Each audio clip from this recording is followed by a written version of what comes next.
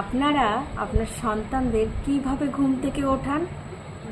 জোর করে, জোরে জোরে চিৎকার করে?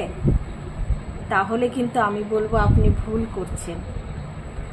আপনার সন্তানের সঙ্গে আপনি কখনোই জোরে কথা বলবেন না। জোরে কথা বললে এই সন্তানদের ব্রেনের যে কর্টেক্সের সেল থাকে সেই সেলগুলো নষ্ট হয়ে যায়, ফলে অনেক সময় সন্তানরা অ্যাগ্রেসিভ হয়ে যায়, কিংবা পড়াশুনোতেও কিন্তু ভালো হয় না।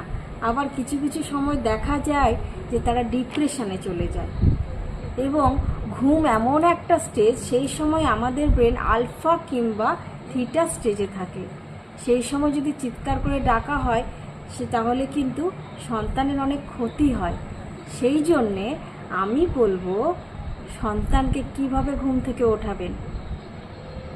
সন্তানকে খুব আদর করে মাথায় হাত বুলিয়ে, পিঠে হাত বুলিয়ে ধীরে ধীরে ডেকে ঘুম থেকে ওঠাবেন।